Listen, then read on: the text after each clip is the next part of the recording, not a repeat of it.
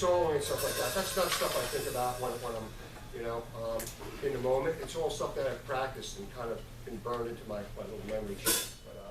But anyway, and it, you know, just like Andrew, if anybody has a question about anything, stuff I was playing drum-wise, you know, whatever, we'll open it up. But I did want to get into one of the things here. Mad scientist up there. Yeah, Yeah. Knows. You know, who in here like to think about career in music? Good. All right. Who here wants to be a famous rock star musician? Don't be good. All right. I wanted that too. Yeah. I want to be the guy that handles the money. What's that? I want to be the guy that handles the money. Right. Well, that's going to lead perfectly into that. There you go. You know, as growing up, I guess in the family I did, and you know, my dad made me learn, even though they supported me 100%, and I appreciate all the parents that are here supporting their kids, you know, doing that, because it was really important to me. And they knew that, and they knew that, you know, I had set my sights on this when I was a little kid. I was watching, when I was 5 years old, 6 years old, I was watching the Partridge Family and the Monkees and listening to the Beatles and Led Zeppelin, and I decided this is what I wanted to do, and there was nothing that was going to get me off track from that. I was making this #1 priority, and I was going to study with the best. I was going to do whatever it had to take, you know, and I was going to stay on path to do it.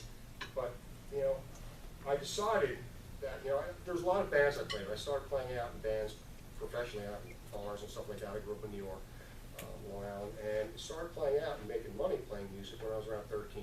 And, you know, I'd play with bands and everybody be like, oh, we're all going to have a hit record. We're all going to have, everyone, you know, everyone's searching for that, and there's nothing that, it's great.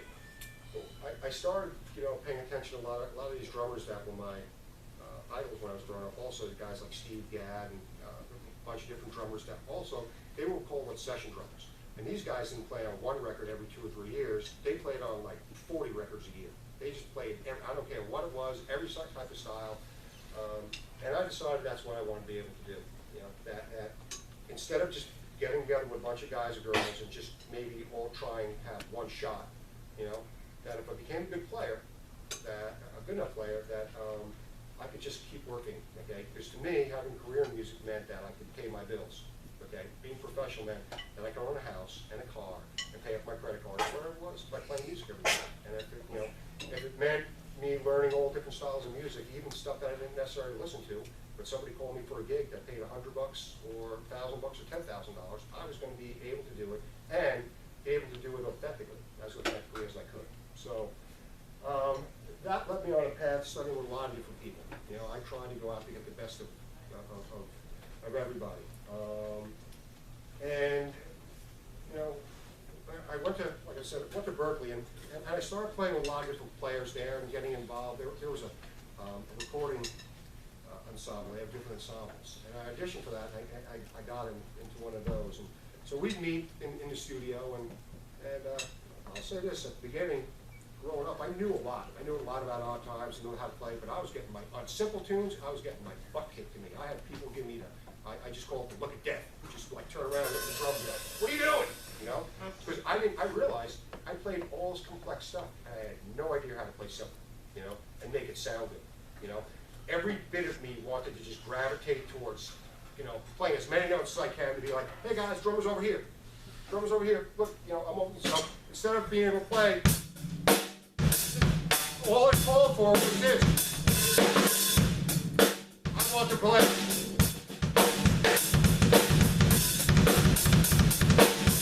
You know, and I'm like, I'm playing the tune, guys. You know, and they're like, dude, Les, man, what's with that bass drum? You know, and yeah, I was getting my butt kicked. You know, just by people.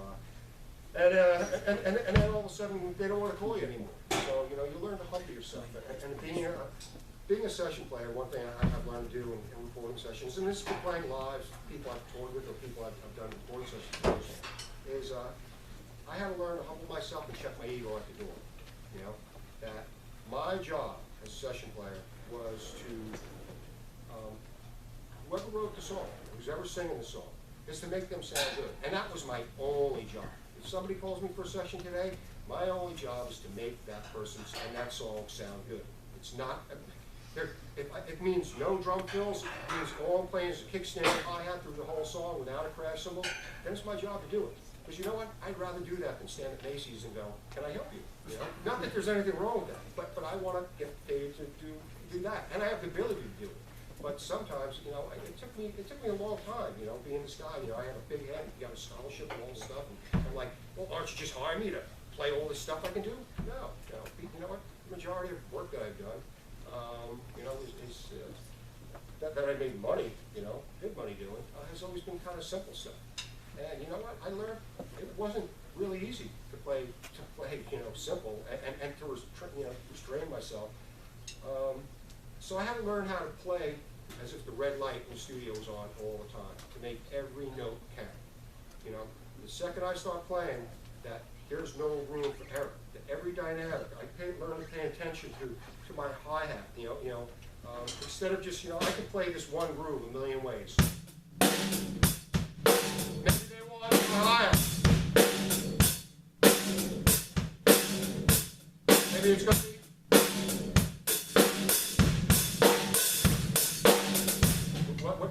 There's a lot of different ways to approach it, and it's my job to be able to listen or listen to it to see what I think is right, and if not, you know, keep asking questions and listen. So, you know, if you're thinking about, you know, being a session player or having a career in music, you know, my advice is, you know, you're always going to have the things that you love and your favorite styles of music that you like to listen to and play. But to be a true musician, learn how to play everything, every single style. And you know what?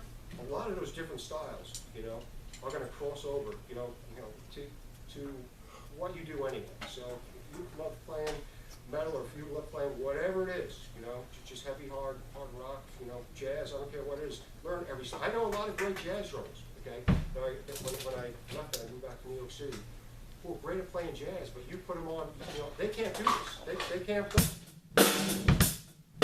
They just don't have them in it. They, you know, and they can play circles around me playing jazz, you know, or Latin stuff, but they just don't have that in it. So the way I look at it is, why give up that call? Why have somebody, you know, if they call me and say, hey man, I got this pop gig for you, you know, it's kind of like a Britney Spears song. Why would I turn that down? You know, I mean, just even if I learn the program. One of the guys I was fortunate on, this guy Joe Franco.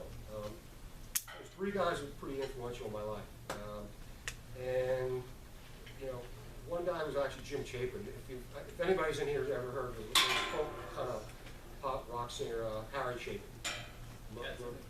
Cats in the Cradle, okay?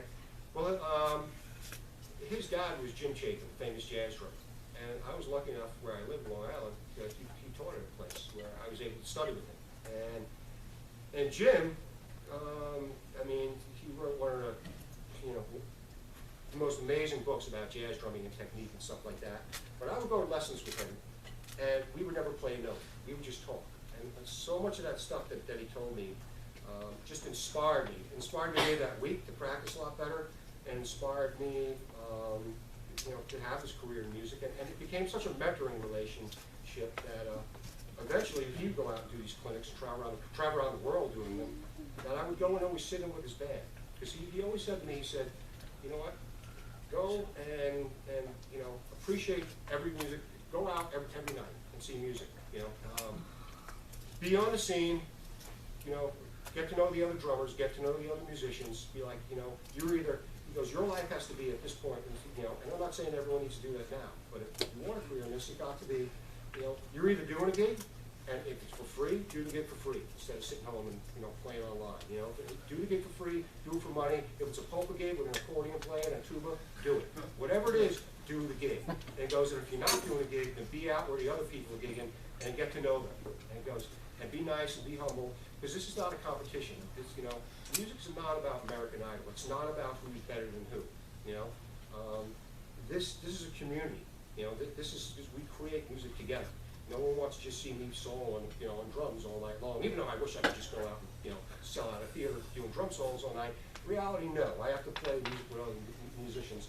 And I also had to learn to get along with other drummers, because it was the other drummers in my life that got me a lot of where I got, you know, just, it was them, it was their recommendations. When, you know, other people that I met, Jim Chapin, like I said, he would go out and go on the road. And I got to a point when I was in my early 20s that he would ask me to play, and he had the Jim Chapin Band, famous jazz band. And when he would go out of town, he kept his gig on Monday night so I could play. You know, and I was lucky enough to be able to do that. And I met a lot of other drummers, doing a lot of other players. And there was another guy, Dave Weckl, that track that I had. He's a good friend of mine. But when I was on the same thing, when I left Berkeley and moved back to New York, Dave Weckl was, he was it. The drum world, if you were a drummer and, you know, wanted to listen to Dave Weckl, which had his hairstyle, which, you know, I don't really have. Anyway, but I knew people who wore the same clothes as him, and wore the same shoes and everything. He had the same kit, I had the same kit, you know. But he played, besides these world tours he was on, he'd play at like these little clubs, you know, smaller than this room. And I could get the first seat in there and get there early and sit with my foot almost touching his bass drum and talk to him and get to know him. And ask him questions about stuff and who he studied with. And he got me in with one of his teachers that he had studied with. And then we developed a relationship where I got to the point where he started recommending me for gigs. So it was these other drummers. It wasn't a competition. It wasn't like, oh man, if I give Dave something, he's going to take it away from me. It wasn't about that, you know. It was all about if somebody, and, you know, I got to a point where I was teaching, and if somebody called me for a gig I couldn't do, I could give it to one of my students. And I have students that are in that position nowadays too. So, you know, you want to get out of that competition type of thing, thinking that this is a sport. It's not about who can hit better. It's not about who can throw a ball or do this better than anybody else, or who's faster or anything else. This is a community, and to get ahead, you need other people. So, you know, I always tell my students it's better to be friends with all the other musicians than to be enemies in competition with them. You know, you can only gain, you can't lose. And if nothing comes from it, great. Then you've just made another friend that's a musician. I can say that still to this day, I have people that I played with when I was a teenager, and then I met at Berkeley, and in New York City right after that, that I still play with, still get calls from it, and I still call, you know, 20, 25, 30 years later. Because I never burned down any bridges with them, so we were always, you know, able to do that. So, you know, as far as careers in music, you know, I've been fortunate enough in teaching long enough that I've been able to see a lot of my students grow. And in their growth periods, some of them have been able to make it as you know, world famous musicians, touring around and playing on records and playing on the radio that you hear. And then I got to a point also where a lot of famous drummers started coming to me, and that led to one drummer after another. So that helped my career a lot, but it's more, I've always been more proud of my students that started with me when they were 12 or 13 or 14 or 15, whatever it was. And I watched them grow. And there's a guy I have, lives out in LA, Mark Slutsky, who, you know, he's just a great, well-rounded player. Plays on a lot of records, played with a lot of famous people. One thing Mark learned to do, I used to talk about, is he plays with a lot of artists. If you want to be a session player, there's always one person that I don't care who the artist is, there's usually one person who's the music director, okay, in any kind of band situation. If it's somebody backing up, you know, Luke Bryan or whatever, in country music, you know, he's always going to have one guy that's his right-hand man, who's his music director and stuff. And a student of mine like Mark is always smart that he always finds out who that guy is. Because those guys play little gigs around town when they're not on the road. And you go and you meet them. And there's ways to meet these people and kind of, you know, break in. It gives, you know, for me, that's something that I learned to do. Again, in my New York City years, is to realize that, you know, there was always little clubs and there was people around. There's people playing around Atlanta, you know, who are music directors for a lot of famous artists, you know. And if you kind of, instead of on Facebook trying to just friend whoever that famous artist is and sending them, you know, stuff, or going on Instagram or Twitter and sending them, say, hey, check out my band, hey, check out my band. Find out who their music guitarist is, or who their right-hand man or right-hand gal is, and so that's the person that's going to email you back. That's the person who's going to tell you where they're playing locally with their own friends, just to be, you know, out on the scene playing, and making friends with those, you know, those are connections. Those are the people that hire. Those are the people that actually can turn around to whoever it is and just say, this is the band I put together for this record. This is the band I put together for this tour. You know, so it's not necessarily trying to get the person that's unattainable. It's everybody else in their band. You know, I always had this amazing ability to meet all these other famous drummers, and I became friends with them, and it helped my career because once they respected me as a peer instead of just a fan, okay, they were able to recommend me for different things in my career, you know. It led to a lot of gigs, led to a lot of sessions, and it's, you never, what I'm trying to get at is you never necessarily want to just be reaching, everyone's always reaching for that home run. Be it they're looking for that gig just to get that platinum record on the wall. And the music industry nowadays, you guys own the music industry. The music industry has no idea what they're doing, and they know that, you know. You can make a video with your band and put it out there and just hope that something's going to happen, and that's great. But the other thing you could be doing is becoming the best player you can, studying at a place like this that Andrew and Melissa are providing, great teachers, and like I said, learn who all these different players are. Going back to careers, you know, just to give you a background of some of my own students and where they've gone. I have a student guy, Sean Dooley, who he followed my footsteps and went to Berkeley, and he got there and realized, like a lot of people do in their first semester, whoa, there's a lot of people a whole lot better than me, and I don't know if I really want to do this. But Sean and I had conversations, and he decided he was going to be a music business major. And it doesn't have to be Berkeley, it could be anywhere, you know. So he became a music business major and did well, you know, graduated, and then he moved out to LA. And he was looking for a job. He was out there for a couple of weeks. And he got a job at the William Morris Agency, which deals with film and music and stuff like that, and you know. And he got a job in their mailroom, making minimum wage.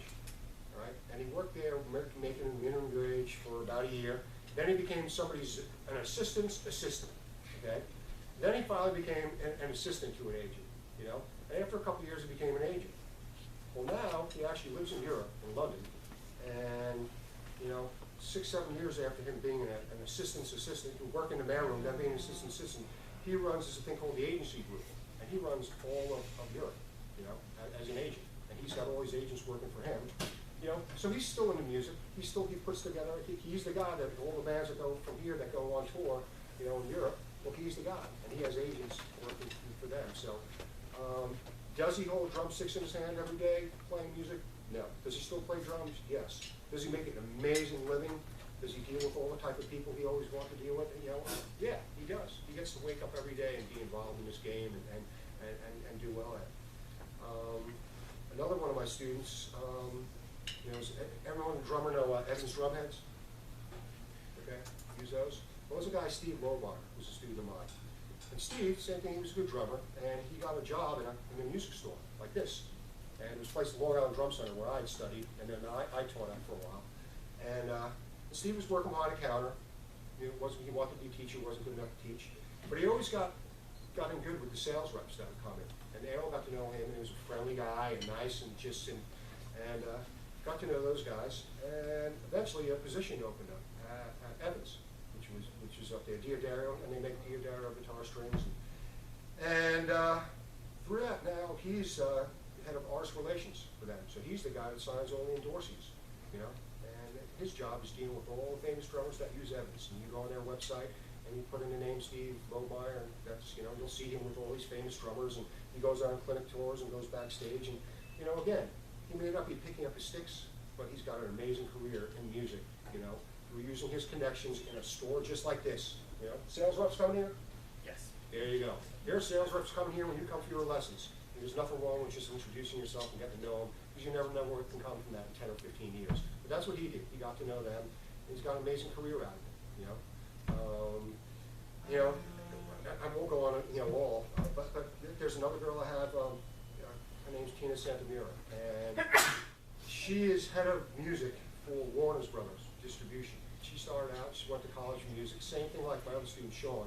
She had gone actually in the same high school, she was in the same class as him. And she majored in music business, you know, in school.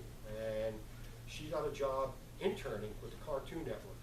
And that, after the years from the Cartoon Network, you know, led to other things. And then she started producing shows. And then she got to get, you know, I've stayed in touch with these people, you know, around all these years. And now, like I said, she's head of music, you know, A&R for Warner Brothers Music and Distribution. So there's a lot of, outside of just what you're doing here, you know, there are so many careers if you think outside the box. I'm just going to, before I go into the next thing and play a little more, in my own career, I have, you know, I'm a drum teacher, I'm a clinician.